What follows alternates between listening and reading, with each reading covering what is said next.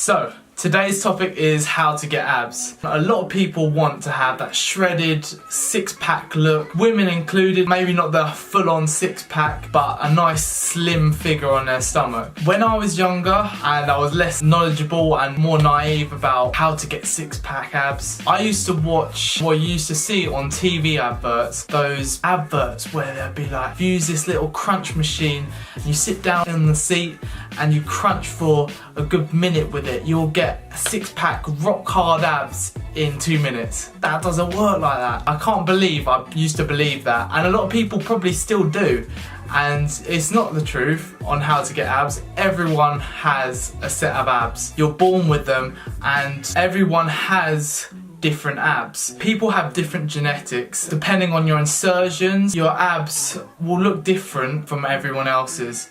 No one has the same abs. Some people have really symmetrical abs. Some people have one slightly further up than down. Some people have a 4-pack. Some people have a 6-pack. Some people even have an 8-pack or 10-pack if you can even get that. You can't do anything about it but work with what you've got. As much as that sounds annoying, it is annoying, I'm not gonna lie. Like for me, I personally have, I would say, a 4 or 5-pack sort of thing going on. I have to get a ridiculously low body fat for my lower abs to come through. I've got the top 4, they always stay there all year round.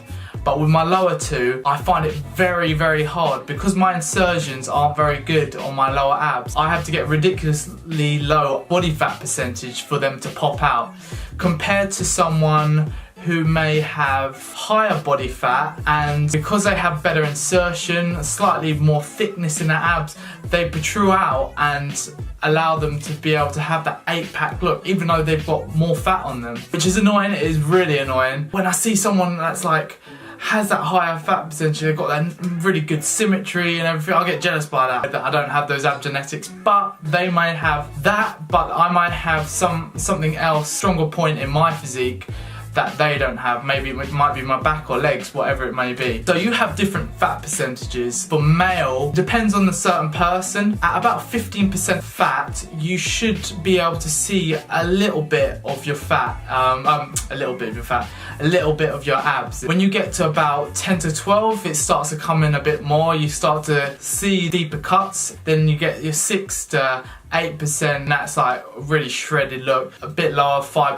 6%, which will be like the bodybuilding competitions where they absolutely literally have 0 fat on them. Decent body fat, I would say, is between 10 to 15% body fat, and you'll be able to see a decent amount of abs there. With female, it's slightly different. You don't have to be as low body fat, so you could be between like 22 to maybe 20 and you'll start to see abs slightly.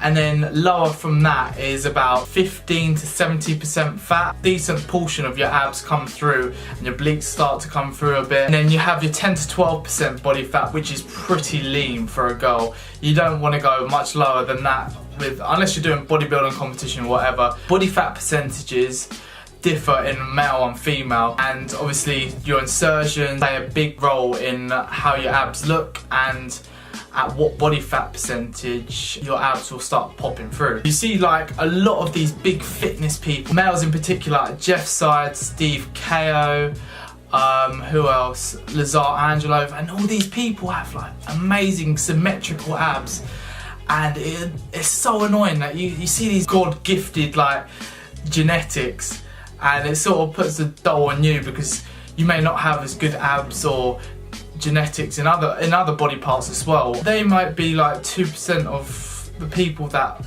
may have these ridiculous genetics. Most people have like average genetics. Not just one exercise will get you those abs. Variety of ab exercises will allow your abs to become thicker, so your abs will protrude out, give you that fullness and more chiseled look when you cut down, and that's what you want. People that are like, I would say, skinny fat, which is someone that's not fat obviously, but skinny, but they have like just loose fat on them. So people who are in that sort of position want to look at like maintaining your calories, and I'll get into calories and macros and all that in another video, but maintaining your calories will allow you to work at a good intensity without feeling tired, and it allows you not to put on weight but not lose it at the same time, so you're just building that muscle. If you are, say for males, 16% and higher, you most probably won't see your abs. When you cut down, that is when that fat will start coming off and you'll get to a low enough body fats so you can see your abs. And that's the same with women. If you are 23% and higher, you're probably not going to see much abs. No matter how many crunches or leg raises, whatever you do, if you have that fat on you, you're not going to be able to, covering over your abs, you're not going to be able to see your abs. So you need to get at a low enough body fat for your abs to come through. So I just want to clear that up with the truth of like abs. I was very naive when I first started this whole fitness journey, and over time I've obviously learned, research myself as well. I've actually put together a little ab routine that I do myself sometimes. I switch it up all the time. Usually I do 2 to 3 circuits for my ab workout, and I'll put 2 to 3 exercises in each of the circuits. So in this particular ab routine that I've done, I did 2 circuits doing two exercises in each circuit, and then I did a couple additional exercises to finish off. So we started off on the abdominal cable crunch. So this is a really good exercise to utilize all the ab muscles. And what you want to do is come down onto your knees and grab both the handles and keep arms locked in place. And all you want to do is curl up into a hedgehog ball. And when you're doing that, as you come down and squeeze and bring your head down to your knees, you want to exhale and breathe all that air out, squeezing your abs together as hard as possible as well. And I was doing between 15 to 20 reps, but 10 to 20 rep range is a pretty good rep range, and that's for all ab exercises as well. So we started off doing those. Then we got to hanging leg raises. So these are a bit more difficult. You could do them either lying down on the floor, or on one of those supported arm rests and you just raise your legs instead, or you can do knee raises instead. But I started doing their hanging leg raises, and all you want to do is keep nice and try and keep as still as possible when doing them, and you're keeping your legs as straight as possible, raising them up till they get to the bottom of your abs, flat in line with the floor. You want to try and keep as minimum swing as possible, keeping your head straight and exhaling as you come up and inhaling as you go back down. In between these sets in the circuit, I was taking a 30-second to a 1-minute rest.